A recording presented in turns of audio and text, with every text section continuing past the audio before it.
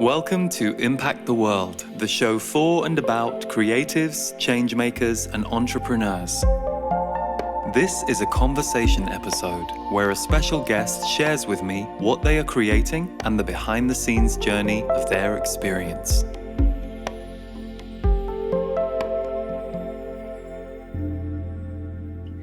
Hello, welcome to this week's episode of Impact the World. And we have a musical themed show for you this week, although it also touches on many aspects of creation. A few months ago, I was introduced to a group that some of you may already be familiar with. They are called Beautiful Chorus, and boy oh boy is the name accurate. It's 4 vocalists, and what these women create is just extraordinary. You'll hear me refer to it in the interview as high frequency love music, and it really is that. It's music that I have personally used so many times over the last 4 or 5 months to create calm, nurturing, healing in my own space, and I've introduced them to many friends. And it was really lovely to get to talk to their leader, Alexandra Love, about the process that they go through to record and create their albums, and how they have been doing this very independently for many years. And just in recent times, their work is resonating more and more with more people, understandably, because it's such healing music. So firstly, if you aren't yet familiar with Beautiful Chorus, you are in for a treat. If you are a music lover, if you like healing, they really are the most incredible artists, and I'm delighted that you're going to get to discover them through this. And secondly, it was really great to talk to Alexandra about her work in meditation and how she started in film school and the kind of circular creative journey that she has had. But a key moment comes in the discussion when she talks about really following intuitively what it is that she and the group have felt around their music, and how they feel that their music is leading them and showing them their path in the world. So it's a very lovely conversation, and Alexandra has exactly the kind of energy you would expect her to have when you hear the music that they create. So I hope you enjoy it. And for those of you who do enjoy the show, we are an independent show. So to help support the show and spread the word, it would mean the world to us if you were able to leave us a rating and or a review over on Apple Podcasts. It helps spread the word with what we're doing. So for now, I hope you enjoy Alexandra Love representing Beautiful Chorus. And as ever, all links are in the show notes.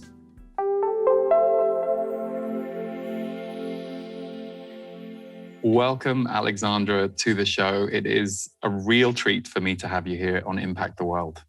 Thank you so much. I'm really excited to be here. This is going to be great. So I first discovered you and your work and your incredible musicianship, and all of you. You're called Beautiful Chorus, and it was through India Arie. And I think I either first heard the duet that you did with India, or it was something else of yours that she shared. Mm-hmm. And I was hooked. So I went and I got your albums, and I was just sharing with you before we started this conversation. One of my great delights is, aside from just loving your music and how heavenly and divine it is, and it's what I put on when I want to be calm. And if if things have been a bit in the world, it's like, oh my God, I need to put some Beautiful Chorus on. Mm-hmm. The other thing I have greatly enjoyed is the reaction of friends, and it started with my husband Stephen. I was playing you guys out in the yard, and he came out and he went, "What is this?" And everybody has that "what is this" reaction when they hear it. And when I was looking at your website in prep to talk to you today, the music is described perfectly on your website. You describe it as high frequency love music, and that's exactly not only what it sounds like, but what it feels like and the mood that it puts you in. So to you and everyone in the chorus, I salute you. I thank you. Please keep making more music. And I'm excited you've just released a new album too. So yeah, I just want to honor what you guys do. And to anyone watching and listening, if you have not yet heard Beautiful Chorus, you will love them. And we will put links to their work underneath the show as ever. Beautiful. Thank you so much. That it really speaks to us when people hear us in their everyday environments and can enjoy it. That's what we hope for, is to blend into the everyday environment and become part of the soundtrack for people's days. Yeah. So I'm curious because, you know, the chorus is more than just you. So when did you guys get started? And tell us a little bit about how the Beautiful Chorus came to be. Absolutely. It's been such a long journey at this point. At this point, I think it's been about 10 years. We began in 2011, and I had recorded an album with another group that I was with, and I've always loved harmonies. So on the album, I recorded harmonies, and waking up one morning, I said to myself, I want to put together a women's chorus to sing the harmonies on this album live with me for one show. So I spoke with friends and I put up flyers and we had auditions, and it was really fun. And I chose 12 women and I taught them all of the harmonies that I had created for that specific album. And we had the show. I put together a festival. It was called the Festival of Light and Sound. And it was amazing. We had, I think, about 2,800 in attendance for our first time festival. Was fantastic. And after we got off stage, you know, the whole night went really well. And after we got off stage, we all looked at each other and just said, like, we want to keep going. This was only intended to be for one show, but look at what we've been able to create amongst ourselves, within ourselves, amongst each other, and to an audience. It was just such a powerful experience. So we sat in meditation for a bit and decided to go on tour. So I booked us a tour, and from there, it's just been history. And over the years, we've, of course, gone from 12 women to 4 solid women of us now, just because people move away and go to school and have kids and life happens. So we've really taken on a lot of incarnations, but our sound, I believe, has always stayed genuine, just to what we are, you know, high frequency love. Like, we just want to be of service, really. Yeah.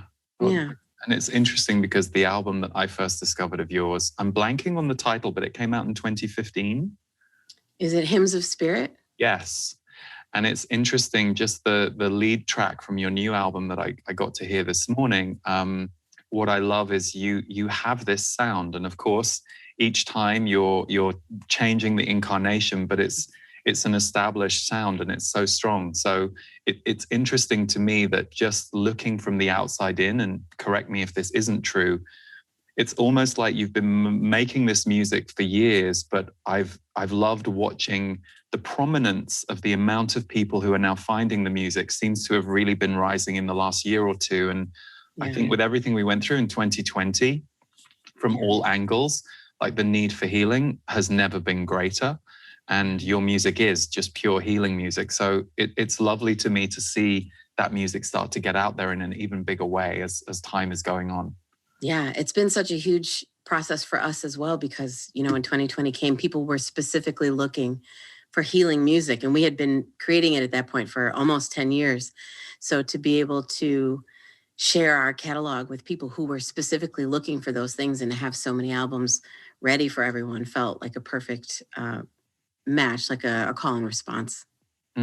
And I got to speak to India about you guys over email, and she shared with me, she said, you know, there's not a ton of music that she is listening to, but she said that the music that always resets her is you guys. And yeah, I mean, that's amazing. Yeah. But it's, I also think it really beautifully marries with your intent. So you have this intention, but you also have this incredible history in the healing world. So for example, I know you're very popular as a meditation teacher on Insight Timer. So perhaps I'm curious, when did spirituality first come into your life, or was it there from the beginning? And what was your journey to finding your way as a holder of space and a healer in the world? Wow, that's such a good question, such a big question. For me, it's always been around, that spiritual connection. And the way that I accessed it was, I guess, a bit maybe not unintentional, but just through life experiences. At 10 years old, I lost my hair. I have what's called alopecia. And in feeling as though the physical realm for me wasn't as reliable as my mental space, I sort of retreated a bit into my mental space, cleared the junk out of there, and really like went into myself about it and was able to then access my own mental space as the bridge between spirit and the physical realm. So for me, I've been working on just sort of not perfecting, but becoming more of an open channel for my own true self to come through into this realm since forever. Yeah. Yeah. It wasn't easy, but it's been so beneficial. And at what point did it start to, at what point did the student start to also become a teacher of this work? I'm curious. Oh, that's such a good question too. I think it's always been both. Actually, from the first lessons that I was learning, I was sharing with friends and trying to get, like as even a kid, it was like, there has to be an answer. Like there's a way, there has to be a way to live life more joyously. And I've always been in pursuit of that, even in some of the darkest times. Mm, mm. And meditation, because that's a really strong component of your work. How did that first enter your life, or when did you first find meditation as a practice? I had some friends in college who are Baha'i, and they used to sit and meditate, and I would see them do it and hear them talk about it, and then I would join them, and then I got into it, and it has changed everything. It was like the next level to my own personal growth at that time. I know that meditation comes into everyone's lives at different points and times, and sometimes it takes us hearing about it, 20 or 30 times before saying, okay, I'm here, I'm alone in my home, I'm gonna sit down and give it a go. So for me, it was hearing about it for a long period of time and then finally just sitting down to do it and giving myself enough space and gentleness and patience to really get into it. Because when you first sit down to meditate, it can be so mentally chaotic. Even if you're grounded and cool, calm, and collected, the mind, can do its own thing. So for me, it's still an ongoing process of deepening my practice of meditation. And I'm curious, as someone who has taught meditation and led meditation, and you have many guided meditations out there, what is one of the most common objections or blocks that you think we have towards meditating as people? Because this is a question I'm always flirting with myself and I'm interested in. Yeah. I'm curious what you've found to be the biggest objection that we might have towards meditating regularly, or block. That's another good. You're so great. These questions they're so deep. It's my own experience of the blocks have been that people don't trust the discomfort of learning to still our mind, because it can be really scary. If we go from thinking, distracting, obligations, not focusing on the things that truly matter to us, and then we sit down in a moment, it can be really, really uncomfortable, even though it's good for us. So what I found to be one of the biggest blocks is getting through that phase of discomfort that inevitably happens when you change a trajectory, any kind of mental trajectory. So that, and just fear of the unknown, I think. Because it's such a personal experience. Yeah. And you mentioned earlier with creating the beautiful chorus music that you guys meditate. And do you have practices, like do you meditate before recording, or do you have intentional circles? I'm curious, because the music is so encoded with high frequency and it's so evident. I was curious, is that because you are all walking your talk and living from that place, and then it goes into the music? Or do you also have ceremony or sacred space around the times you're recording? I think it's a combination of both. And towards the beginning, it was more meditation more often because we were getting into it as a group and solidifying that frequency. But at this point now, every time we get together, it's just laughter and fun. And that is our meditation at this point. That's so great. And I know that the other members of the group aren't here, but how do they feel about witnessing the music that you all hold so close to your hearts and bring through your hearts being received out there in the world, and people find? I'm curious what they would say about their experience of that. It's a deep experience for each of us. It's very profound for us because, we've been doing this and traveling around the country in a van and touring scheduling our own things and putting out our own albums and doing it very grassroots for a long time. So anytime we all talk about where the music is going and who is enjoying it and the new people who are liking us and all of that, we all just start crying.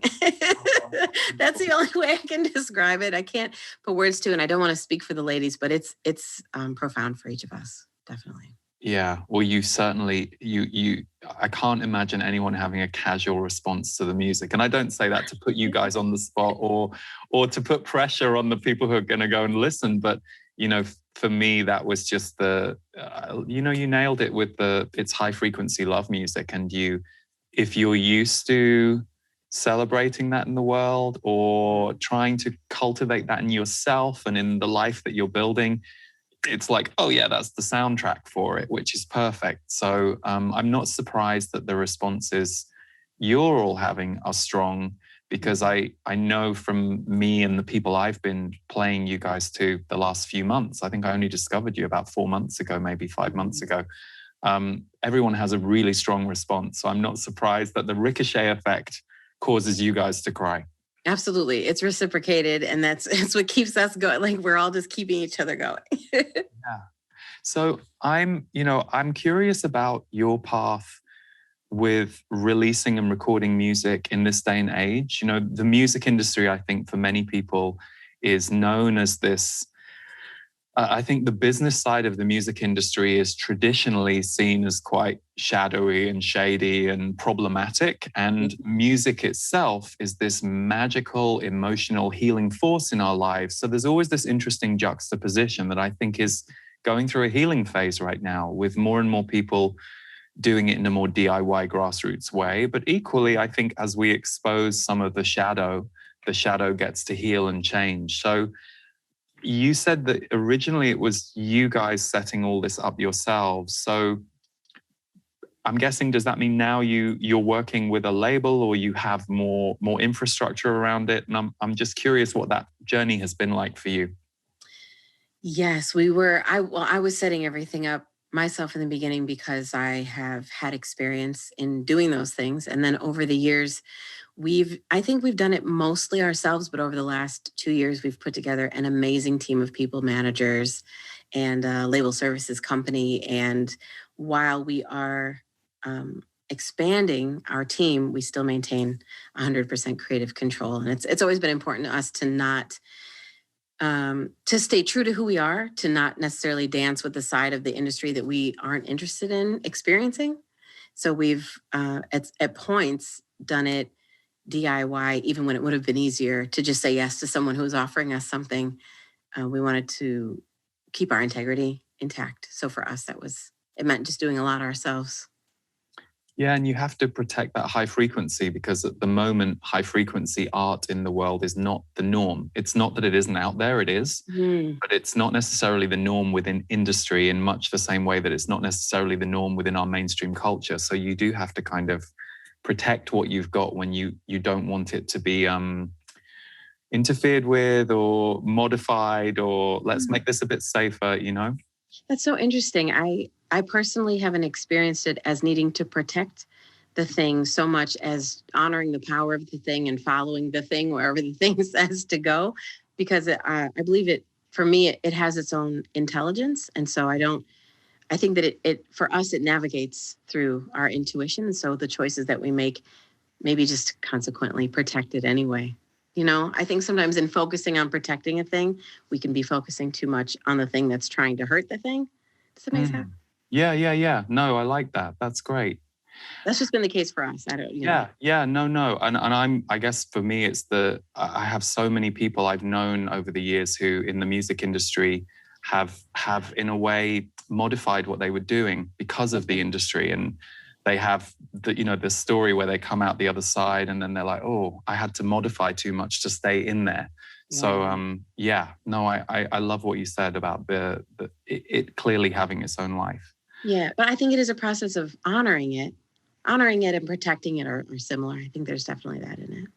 Yeah, and you said that you'd had experience with, setting certain things up. And one of the things that really struck me when I was looking at your past work this morning was that you attended Columbia College Chicago for film and television direction and editing. And so I had no idea you'd done many of the videos for your group, which is awesome and quite unique.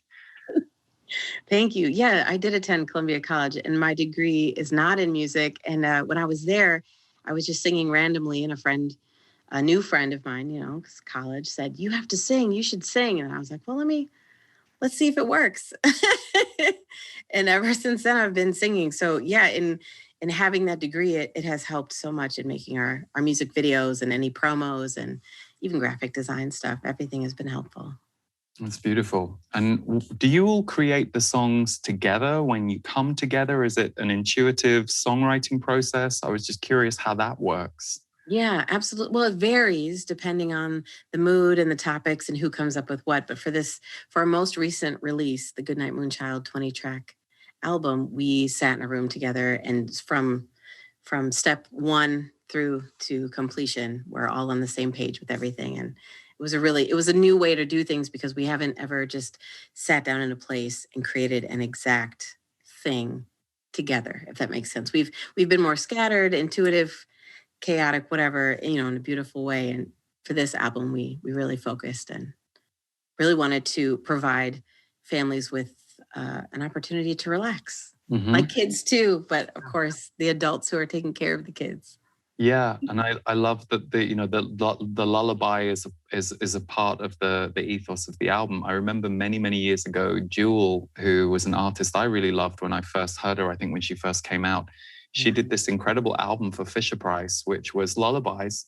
But it was something that so many adults, it was one of my favorite albums of hers, actually. And it's beautiful, but this is going back. I mean, this is probably around 2006 or something. So it's lovely to see that kind of weaving its way with the work that you're doing. And how long did it take? So 20 tracks, you came together. Like, what was the gestation of creating that album? From writing one of the first songs to the full completion, probably about 5 or 6 months. That's fairly quick. Yeah. Is that quick? I think so. For 20 songs, that's fairly. And were you working on it full time or? Yeah, absolutely. That's great. Absolutely. And do you record yourselves? Do you work with outside engineers or producers? How does that work?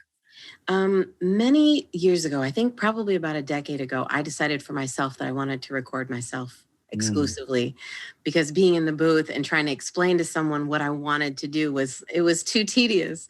So for about a decade, I have been recording each of us. And so when we record, it's just us in a room, and it's very insular and focused and beautiful and intentional. And I record each of us and myself. Beautiful. And then who does the mixing and that process? Is that something you're I also? do that too. Yeah. And then I send it to be mastered. We have an amazing mastering engineer, but yeah, I do everything up to that point.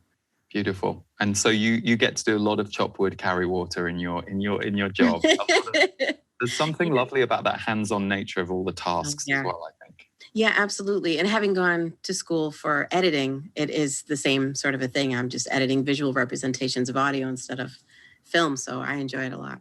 Great. So I'm curious how, I guess I can't ask the whole chorus because they're not all here, but I'm curious, how was 2020 for you? Because it was such a monumental year, I think, for so many of us in all the ways. I'm curious how it was for you as a year on Earth. Well, it was a very long year. It was a long year with a lot of art and a lot of conversations and people, in my life as well as myself, trying to transfer what we were doing in everyday life onto Zoom or into phone calls or onto FaceTime or socially distanced moments. So it was really an exploration of connection for me personally, in that being isolated really made me appreciate everyone that I had been around, like, oh, we're going to go hang out, or we're just going to go here. We're just going to go here. And it was so easy before, in a way. And then in 2020, it was, everything changes. Everything changed. So I'm ready to reconnect in safe ways as time permits. But 2020 has been very much a deep dive inside. I think for a lot of people I know, and a lot of our fans. Yeah, and I think everybody, one of the things that people have really missed is live music. That's a Oh my gosh, yeah, absolutely. Yeah. Being in a room full of people all on the same wavelength, appreciating the same thing is so powerful. That shared experience in a group, which is really a lovely way to be in a group. Yeah. So obviously it's a little early right now because we're talking in May of 2021, but let's say everything kind of by 2022 is a bit more available. Do you have plans with the chorus to get out on the road and, as and when time permits to bring the shows out to the world again? I think at some points we will. We're also really interested in creating the music that we have here and just giving it to people, getting it out to people, more so than tours and shows at this point. I think in mid 2019, I said to the ladies, okay, listen, intuitively, I feel like we're not going to tour much in 2020, which definitely came to pass. And now at this point, it feels more like we can be of a really, really great, we could be of service to people digitally and through streaming on a larger scale. But live shows are so powerful. So I imagine that we'll be doing some in the future for sure. For sure. And I really like just my own personal experience of 2020. We had a whole bunch of live events that we had to cancel. Wow. And the interesting thing about it was we also had many digital things set up. I've been digitally working for a long, long time. Mm-hmm. And in a way, it just made us consolidate our efforts in a certain way. And I also got to make an album with Devor, my collaborator, and we've been making songs for years, but there were a whole load of digital projects we were able to create and put out into the world and reach more people. So it's a funny one, isn't it? It's on the one hand, the live experience is incredible, and yet on the other hand, we're at this very unique time in history where, as you said, streaming, it's so easy. Like this morning, I go and look at your new album, and I can go to my Apple Music subscription. I can go to your Bandcamp. It's just all there. Whereas I remember growing up and I'd go to the CD store and, I hope that Canadian artist that I love is here and can you order it and they can get it in 3 weeks, So there is something amazing about this time in terms of the energy that we can put out into the world digitally. It is great. It really is. And it is so different from growing up. So different, vastly, vastly different. I love how you said that it focused your efforts into the digital realm, because it definitely did that for us as well. Yeah. And, I mentioned your work on Insight Timer. So I'm assuming you're also, now I know that you're engineering everything, you were creating those yourself and then putting those out there. I know so many more people in the last year than ever before have turned to apps like Insight Timer or recognizing they needed calming practices. Yes, absolutely. Insight Timer has been amazing. They're so kind over there. It's such a great team of people working over at Insight Timer. And my experience there has been only positive. I've found that, it's always interesting because I can appreciate and enjoy other people, other teachers so fluidly. And then when it comes to creating my own, I'm always well aware of the fact that even if I like it, it doesn't mean that other people are going to enjoy it. So the fact that on Insight Timer people are enjoying it is just astounding. Again, it's all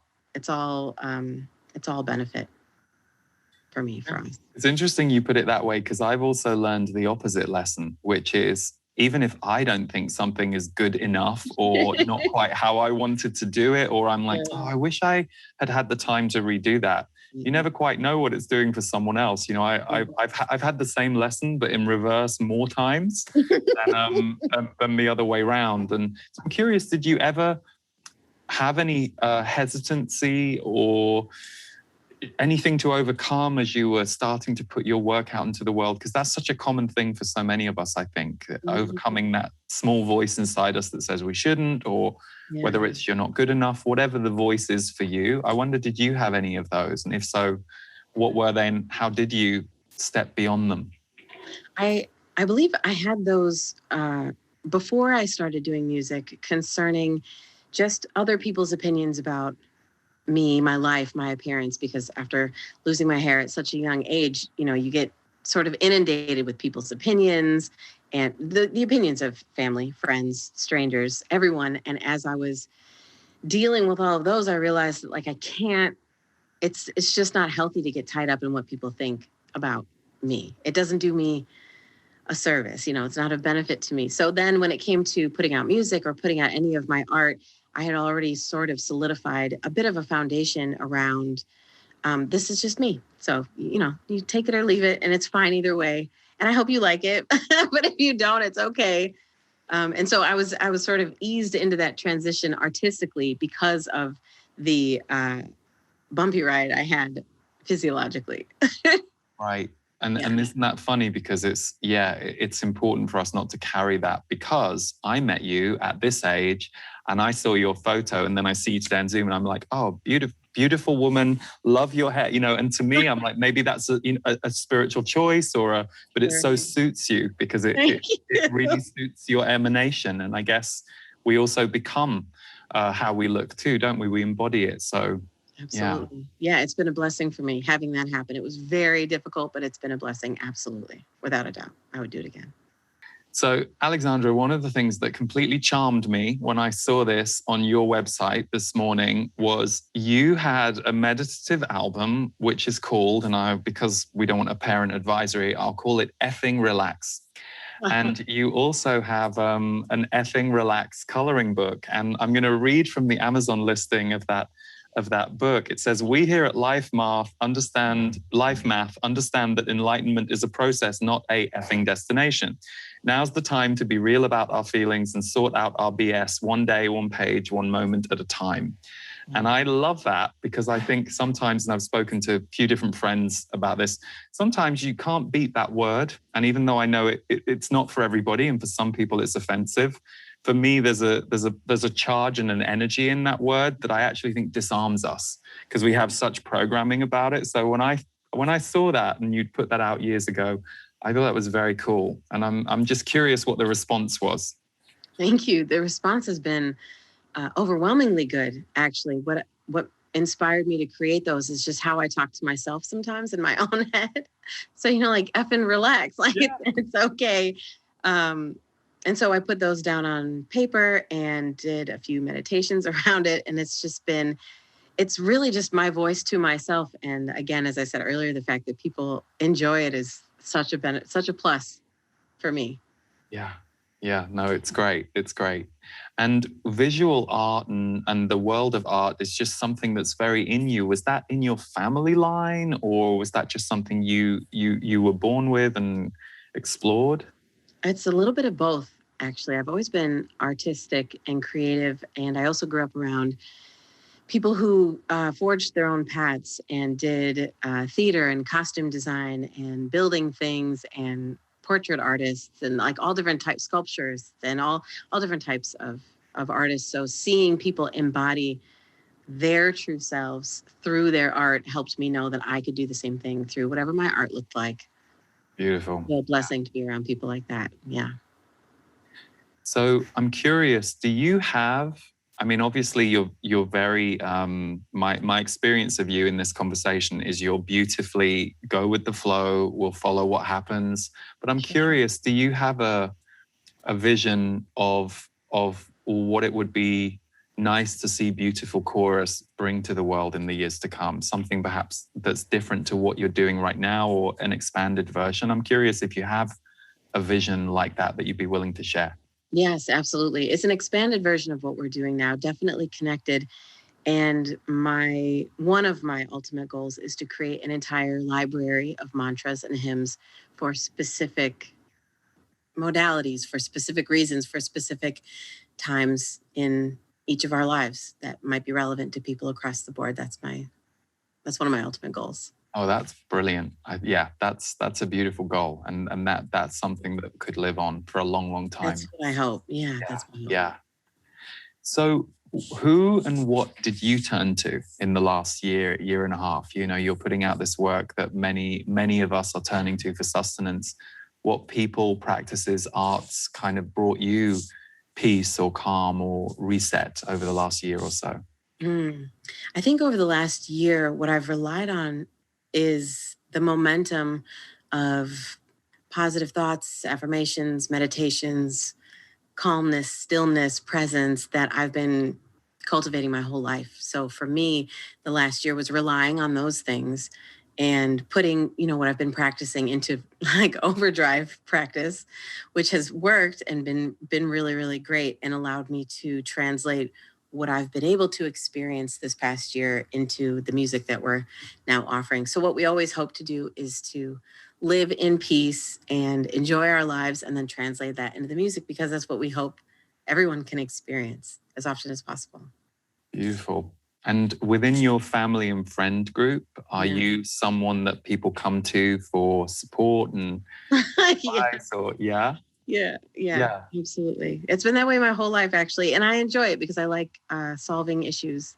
I love it. I love getting around a question and figuring out if there's an answer, like if the answer is to change the environment or to change our minds about it or to give it a new focus in a different way, physically and mentally. I like figuring stuff like that out because I believe that the mind is a bridge. So if we can open it, then we have full access to who we are. Yeah. Totally. No, that emanates from you. You feel like whether you believe in past lives or not, it feels like this is many lives for you. It does. Yeah. I feel like I've been this way a lot. Yeah. I'm curious, for lots of the spiritual people I know who are looking at the world and, this time of transformation we're in, whatever you want to call it, I think everyone agrees we're in this massive time of transformation, both on the earth itself and then culturally and with everything that's going on around the world. Yeah. What is your vision for the future or hope for the future, or what do you see emerging from all of this? And if anything, I don't want to put you on the spot, but I'm curious with your perspective, I'm curious how you're feeling about where we're going and what we're moving through.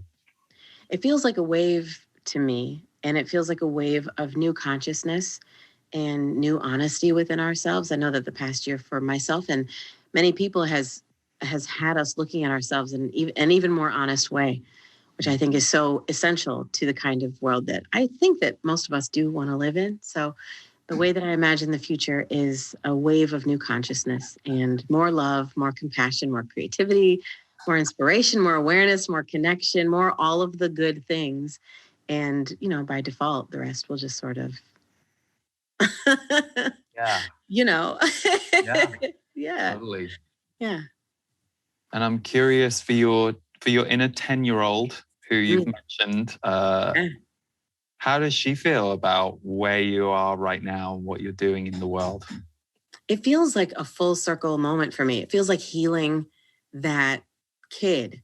Because, that kid in me, my own inner child, has learned how to live in the world and connect with people and love unconditionally and assess and reflect and create and all of these things. But being able to help other people or support other people in their own recognition of how great they are and how strong they are and what other people think about you is like the least of our worries, you know what I mean?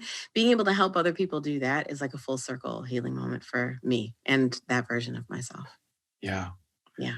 Well, this from my perspective, I'm still really new to your work, but even just in the short months that I've known your work and, been engaged with it online, just there feels like there's this big full circle. It's like I said, you created this work for a long time, but it's kind of, the timing is right now for more people to need it. The medicine you created many years ago has matured on the shelf. And now it's the right time. So that's beautiful. And it's funny because the library idea that you share, I can't think of a better time for that to be out there. Yeah. So I guess in conclusion, it's been lovely to talk to you today. Thank you for coming on the show. And it's a pleasure. I'm going to ask you a slightly more pithy question. Get it? Yep. Who are some of your favorite music artists in the last few years, or musicians, or music? If then, yeah. There are so many. There are so many. So, I mean, everything from Enya to Megan Thee Stallion. We listen to everything here, depending on the mood. Anita Baker, Sade, of course, Beth Gibbons from Portishead. Kendrick Lamar, I just recently gave like my full attention to, and I'm just completely blown away by his artistry. Thank you. He's someone I've been knowing for about a year. I haven't given my attention to him either, but everybody raves about him. And I didn't know. I had no idea. In hearing a lot of the music that was coming out at that time, I think I sort of lumped it in with that, and it doesn't deserve to be with that. It deserves to be on its own beautiful island. He's a genius. So I've been enjoying finding new music lately, which has been really fun. Great. And Sade, we were listening to her the other night, and I'm like, oh, it's been 11 years. Come on, Sade. Let's have a It's been 11. Has it been 11? It has. Yeah, 2010, Soldier of Love. Although she did release a beautiful song for a movie a few years ago, Flower of the Universe or Child of the Universe. I forget the name, but yeah. So I hope she's been making music during the lockdown. I could listen to a new Sade album every week. I really could. And I love that you mentioned Enya, because she was who I was thinking of with you guys. Enya is someone I've loved for 25 years, and she has every piece that she brings out is a little different, but she has a world and she has a sound. She has a vibration. She and her two collaborators just bring it home every time. So, it's interesting you mentioned her first, because I think of you guys in the same breath in terms of holding a really strong frequency, a really strong resonance, and a world that's really intact. That's amazing. Thank you. I've always felt like she translated. The way I always say it in my head is that she translates the planet that she's from, whatever planet she's from, really well into this world. And thank you for what you said as well. I think to even go from Enya to someone like Megan Thee Stallion for us matters, because our spirituality is very grounded and just very practical and real. So I know that oftentimes spirituality can seem like you can only be positive, you can only talk about peace and love, but it's like there are so many elements to life that whatever resonates, in the moment is relevant. So and that's the beauty of music, isn't it? You might want to put on metal one morning because it helps move something, and then that night you have very calming piano instrumental. Music is its own world. It represents the spectrum of who we are, all the different artists, all the different styles. I love how you said you might want to move something differently, like, because the sound of music does move energy. So if you need to move energy, different kinds of music will do that. That's beautiful. And actually, that's great, because you make me, there's one thing I should ask you to close, actually. How do you guys feel when you are creating your music? What is the effect for all of you when you're singing together? Because I read something that you wrote about that effect that you all experience. So if you wouldn't mind sharing some of that with us, that would be great. Absolutely. When we're creating music, the first word that comes to mind is transcendent.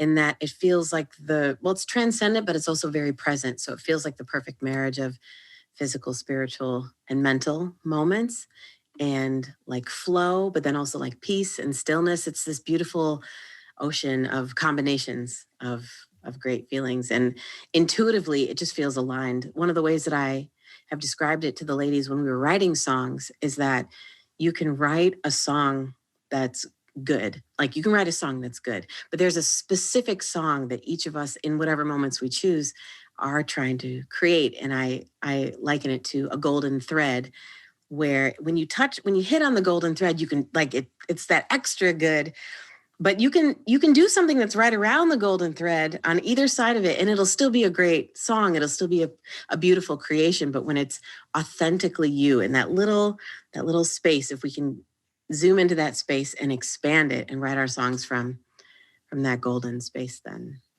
all is right with the world. In those Completely. It's like there are certain, songs that you create or that you sing that I always experience it as if it throws me or it moves me in a different way, or there's something, if I feel something with a song that we're creating, it's quite likely that then when you play it to other people, they have the same reaction. I've kind of noticed this. It moves through your body as well as the listener. Ooh, yeah, that's so great. Yeah, absolutely. Yeah. So when are you guys next singing together? We have a Zoom performance happening on May 26th, but I can't remember the name of the event. Oh, that's great. So it's a virtual concert. Yeah, absolutely. Oh, beautiful. Okay, great. Well, I'm going to be tuning in for that. And because I think this show will come out after that, what would be the best way for people? We're going to put links to your music and your website.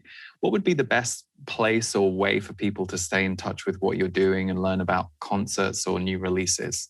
Absolutely. Instagram is great for that. Our website, beautifulchorus.com, is great for that. And from our website, as you did, you can sign up for our newsletter. Yes.